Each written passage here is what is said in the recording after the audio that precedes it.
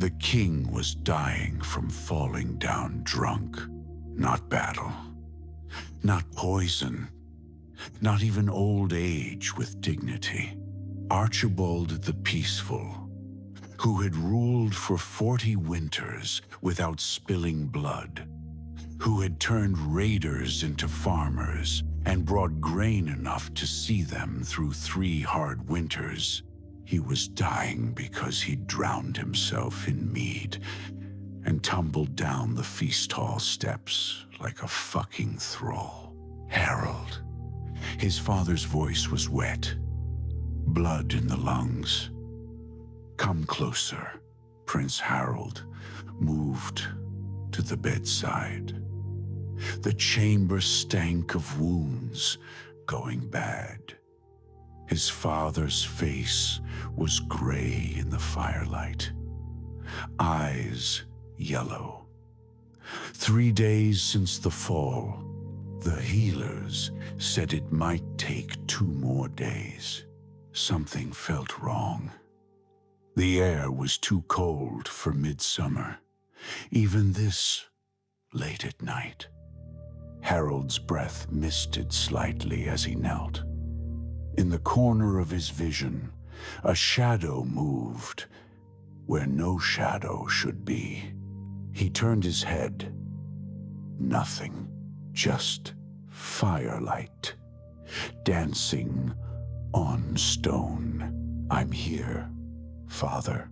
Good. Archibald coughed, red spittle on his beard. Good. No time for all the words I should say. His hand found Harald's, cold, shaking. His fingers smelled like the inside of a dead mullet. 3 lessons, 3 things you must know to rule after I'm gone. His father's eyes flicked toward the window, just for a moment. Then back to Harald's face. Harald nodded. His throat was tight. 43 years he'd known this man. Never seen him afraid before tonight. Never seen him glance at shadows like they might answer back. First lesson.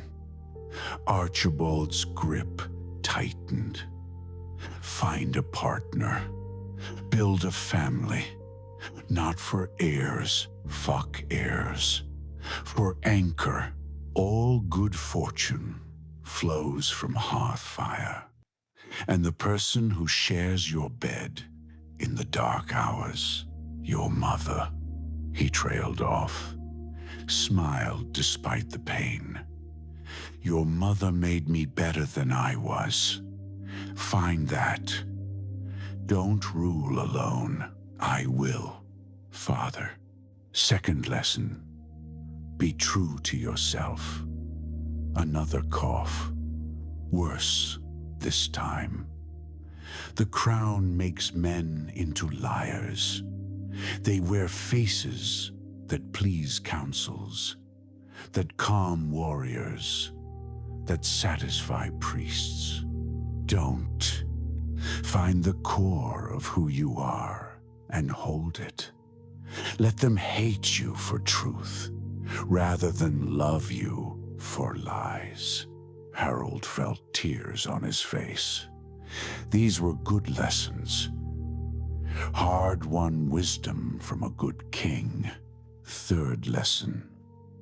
Archibald's eyes changed. Fear there. Real fear. The kind Harald had never seen in his father's face. Not even when the Danish ships came within sight of shore that terrible spring. This one supersedes all others. Father, there are figures in the shadows of this room. The words dropped like stones into still water. Harald's blood went cold. He looked at the walls, the corners, firelight and darkness, nothing more. The wounds have made you. I am lucid. Archibald's voice cut like iron. More lucid than I've been in years. Look again. By the window. Harald turned, squinted into the gloom where the firelight died. Nothing. Just shadows. Deep shadows where the torchlight couldn't reach. He was about to turn back when the temperature dropped. A cold so sudden, his next breath came out in a white plume. The hairs on his arms stood up. Every instinct from 1,000 generations of ancestors who'd survived by recognizing predators screamed at him. Something is watching you. He stared harder into the darkness by the window. The shadow moved, not like a shadow should. It peeled away from the wall, stood up. Harald's mind refused to process what he was seeing. The shape was wrong. The proportions didn't. Two figures stepped into the firelight's edge. Harald couldn't breathe. The first was tall, 7 feet, perhaps more. Harald's mind kept revising upward as it emerged fully from shadow. Its proportions were nearly human. Nearly. The limbs were too long. The joints seemed to bend at angles that weren't quite wrong, but weren't quite right either. Pale skin. Not the pallor of sickness, but something like marble. Something that caught the firelight and reflected it in a way skin shouldn't.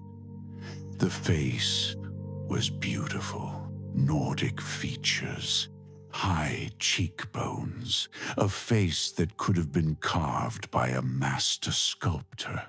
But the eyes were too large, too dark, and they didn't blink. Harald watched, counting his own heartbeats, and the eyes never closed. Not once. The second figure was smaller. A girl, perhaps 10 years old. Porcelain skin that seemed to glow faintly in the dimness, catching light that wasn't there. Dark hair. She wore simple clothes, but stood with an absolute stillness. Not the fidgeting restlessness of a child. Not even the disciplined calm of a trained warrior. Complete absence of movement. Her chest didn't rise and fall. Her weight didn't shift from one foot to the other. She simply was, fixed in space like a statue that had been there for 1,000 years and would be there for 1,000 more. When Harald looked into her eyes, he saw something vast, patient, and utterly inhuman looking back at him. Ancient beyond reckoning. The eyes of something that had seen empires rise from mud and crumble back to dust. His legs went weak. He grabbed the bedpost to keep from falling. They were beautiful. They were terrible. His mind couldn't reconcile the two truths. Like looking at a wolf that was also somehow a sunset. His body screamed run while his mind stood transfixed, unable to look away from their impossible presence. What? His voice cracked. What are they? I don't know what they are, Archibald said quietly. I know what they've done. 40 years, Harald. 40 years of peace, of prosperity. The raids that never came, the plague that stopped at our borders while it ravaged the Danes. Just stopped, like it hit a wall made of nothing. The spring that saved us when we should have starved. The alliance with the Franks that should have been impossible. You made those things happen. Your wisdom, their wisdom. Archibald pointed a shaking finger at the porcelain girl. Every decision, every choice that mattered, I brought it to them first. The room tilted. Harald's vision swam. He felt the cold stone of the bedpost under his palm, knuckles gone white from gripping it. His stomach had turned to ice water. You're mad, he heard himself say. His voice sounded distant, like it belonged to someone else. The fall damaged your... I am dying, and I am sane, and you will listen. The king's voice cracked like thunder, then softer. Please, there's no time left. Harald looked at the beings. The tall one hadn't moved, hadn't blinked. Its chest didn't rise with breath. The girl watched him with those bottomless eyes, patient as glaciers. What are they? The words came out small. A child's voice, lost and afraid. Not gods, not demons, not spirits or Landvater or any creature from the 9 realms. Archibald coughed. Blood ran from his mouth. There, the tall one told me once.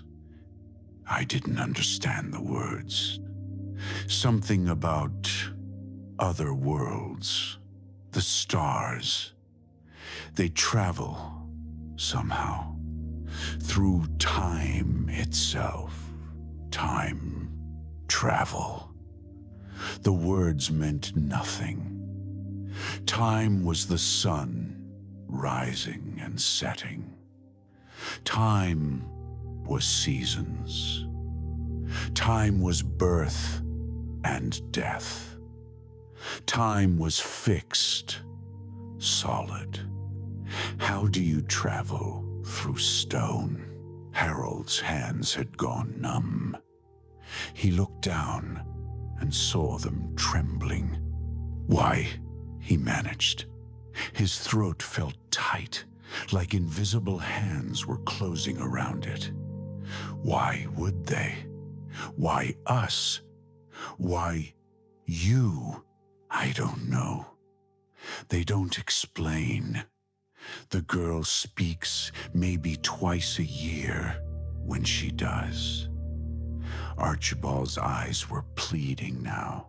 When she does, kingdoms stand or fall on her words. This is...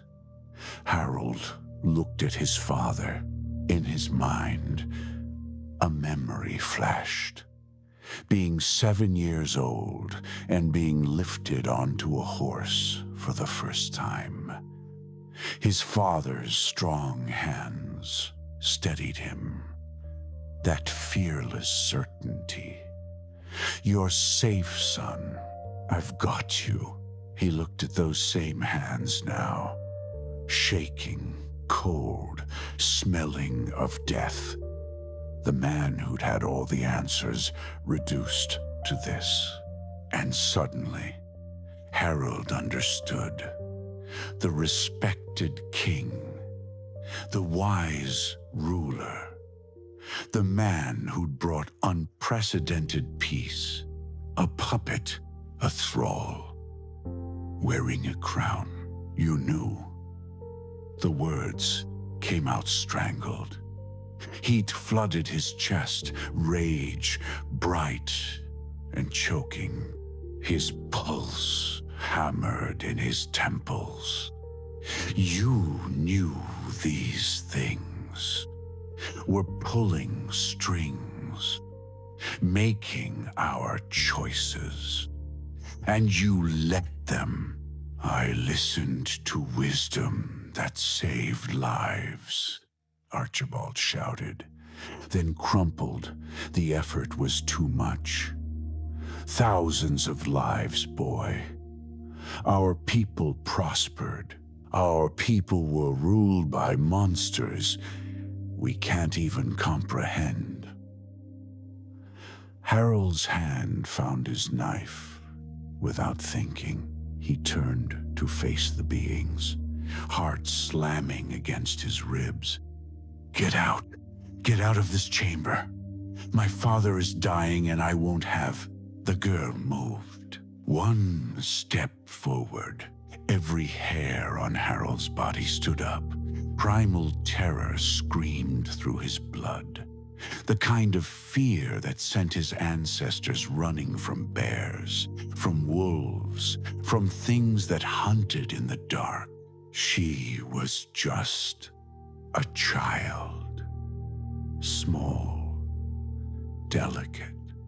She was the most dangerous thing he'd ever faced. Harald. His father's voice was fading. "Please, listen to the third lesson. I won't. Above all else." Archibald was barely breathing now. Above love, above truth, above your own judgment. Listen to Audrey, the girl, the porcelain girl, Audrey. She tilted her head, studied him like a specimen pinned to wood. When she spoke, her voice was clear and precise and utterly without warmth. No tremor, no breath between words. Like something reciting facts carved in stone before the world began. Your father will die at sunset tomorrow.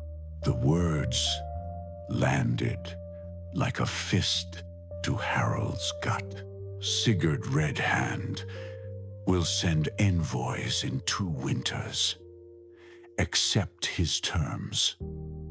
In the 3rd winter, when the harvest fails, open the eastern granaries, not the western. A plague will come in your 10th year as king. Quarantine the coastal settlements. Do not let anyone through, not even to bury the dead. Harald couldn't move. The information fell on him like stones, one after another, crushing the air from his lungs. His vision swam at the edges. A pause. Her eyes never left his face.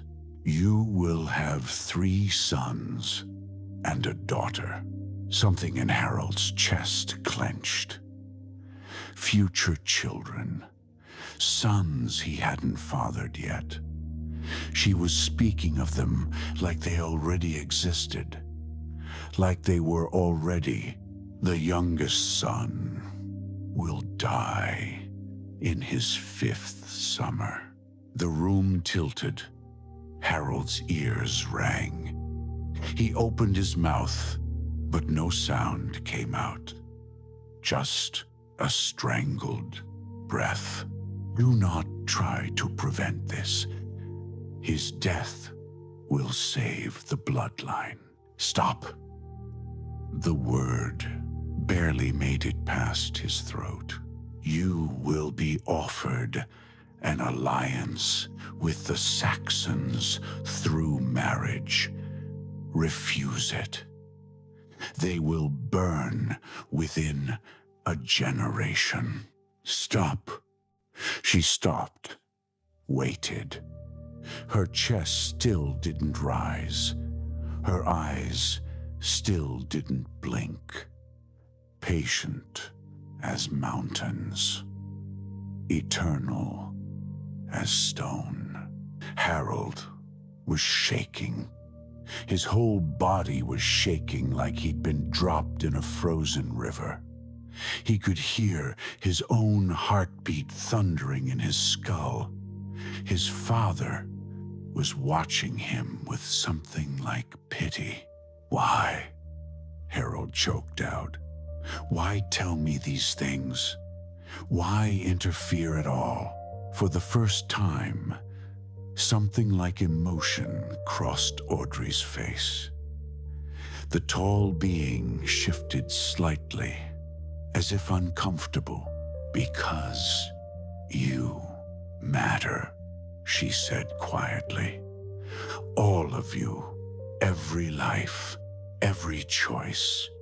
You matter more than you can possibly understand.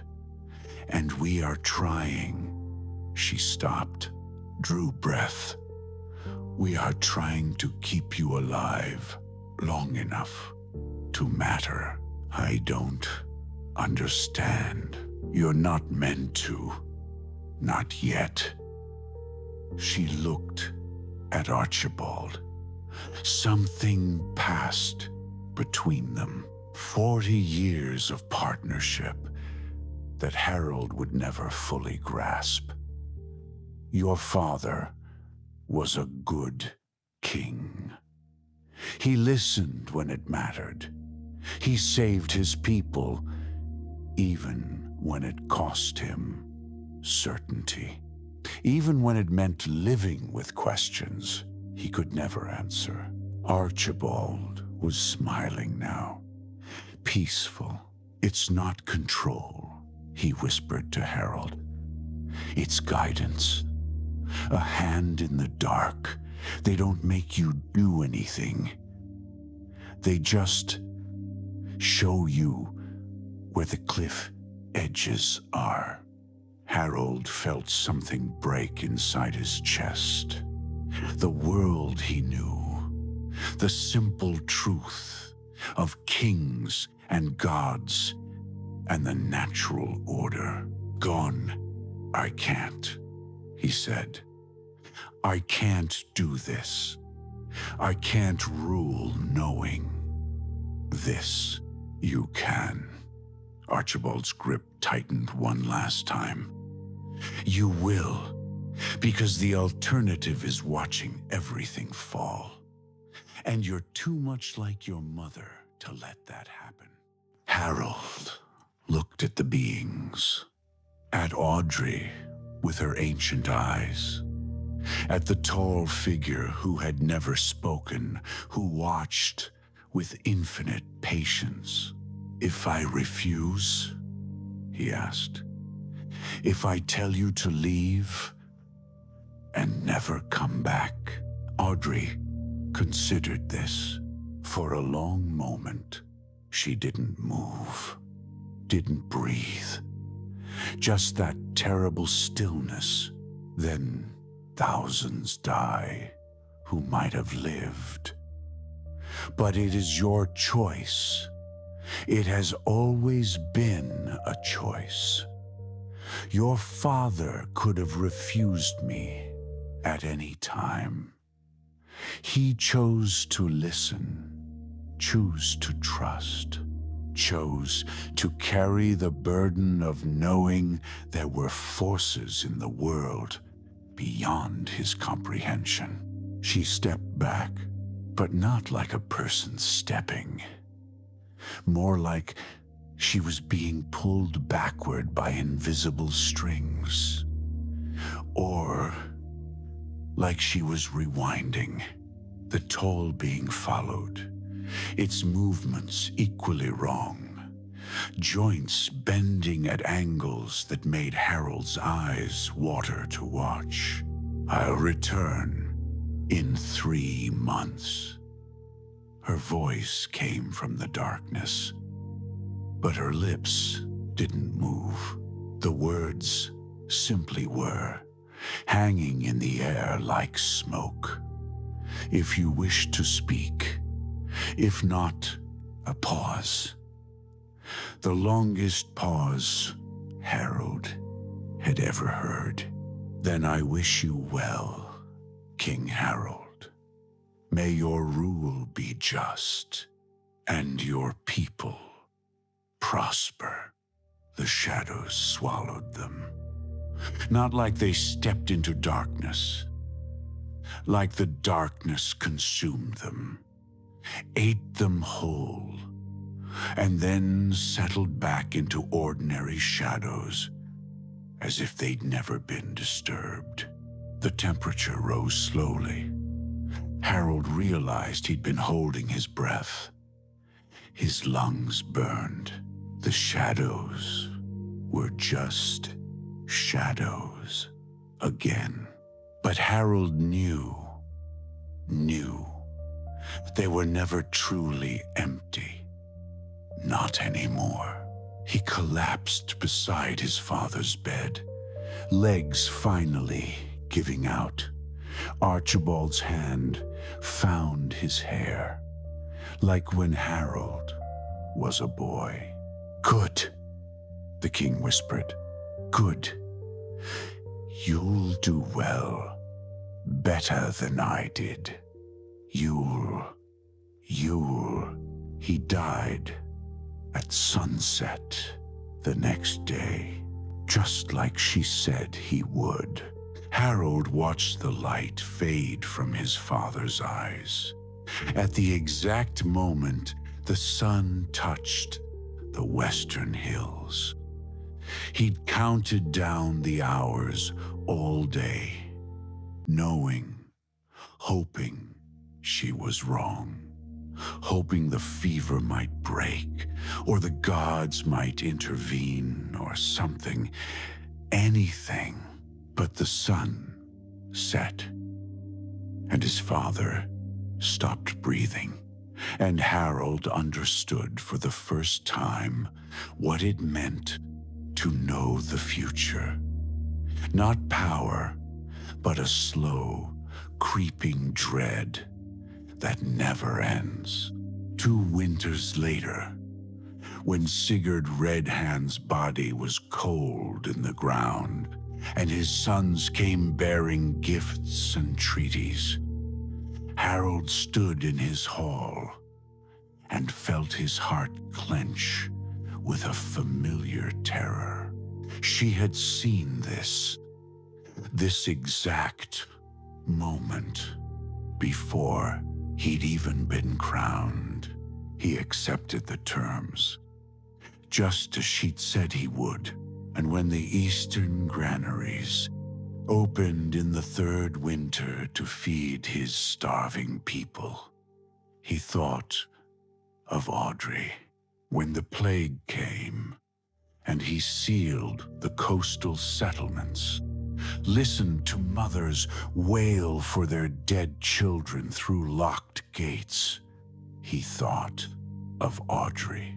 When he held his youngest son for the first time, that perfect, squirming infant, he felt something crack inside, because he knew 4 more summers, That's all the boy would have. She didn't speak again for 3 years. But when she did, he listened.